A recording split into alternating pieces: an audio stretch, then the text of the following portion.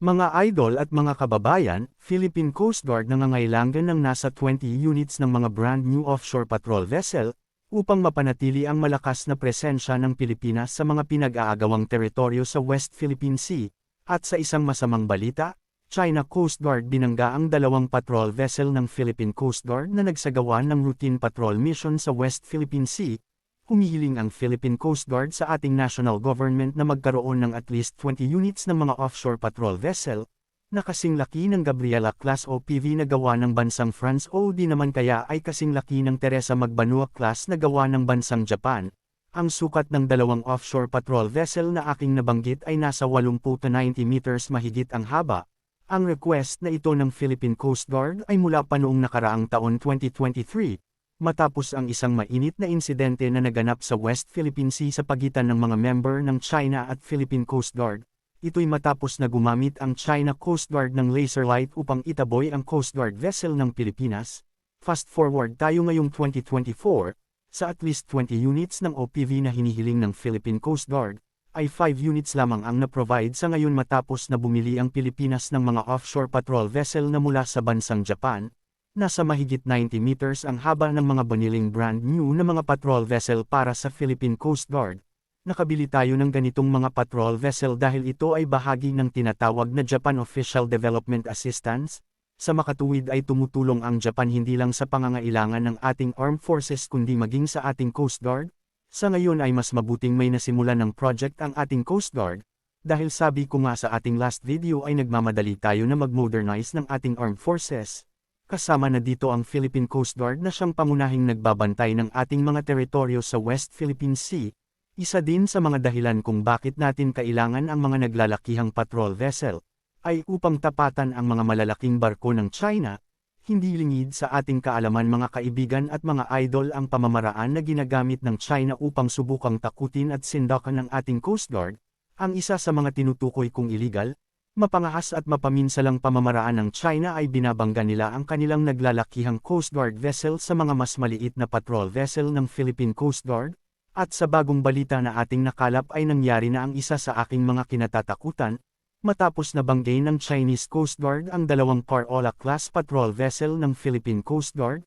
Ayon kay PCG spokesperson J. Tariela, nangyari ang insidente madaling araw ng Lunes August 19, nagsagawa ang Burp Cape Engaño at Burp Bagakay ng patrol mission sa ilang bahagi ng West Philippine Sea nang harangin sila ng China Coast Guard, dahil sa aggressive at dangerous maneuver na ginawa ng isang Chinese Coast Guard vessel na may bow number na 3104 bumangga ito sa Burp Cape Engaño.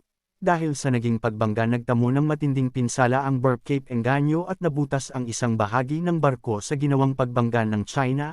Hindi pa dito natapos ang ginawa ng China Coast Guard.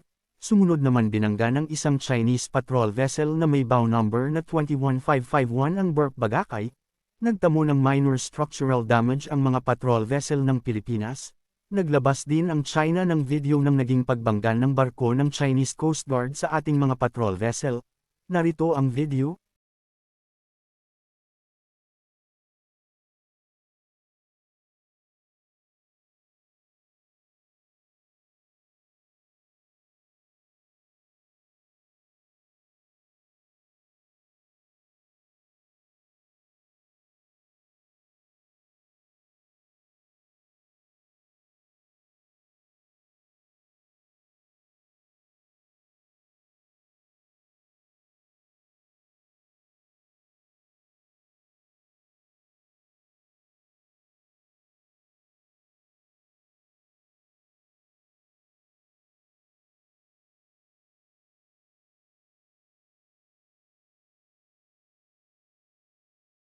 Ayon naman sa China, illegal di umanong pumasok ang mga barko ng Philippine Coast Guard sa sinasabi ng China na sakop ng kanilang exclusive economic zone. Nagbigay din umano sila ng babala sa mga crew ng Philippine Coast Guard. Kahit na nagkaroon ng sira ang ating mga patrol vessel, tumuloy ang mga barko ng Philippine Coast Guard sa Lawak at Patag Shoal upang maghatid ng mga supplies. Hindi lamang ito ang mga mapangahas na hakbang na ginawa ng China. Nitong mga lumipas na buwan ay nakita natin ang mapangahas at mapanganib na galaw at kilos ng China sa West Philippine Sea. Una ay nang harangin ng China Coast Guard ang resupply mission na isinagawa ng Philippine Navy malapit sa Panatag Shoal kung saan naroon ang Burp Sierra Madre. Gumamit ng puwersa ang China at binutis ang mga inflatable boat ng Philippine Navy at kinuha ang mga service firearm at nanira ng kagamitan ng ating mga sundalo. Ang isa pang bagong insidente ng harassment ng China.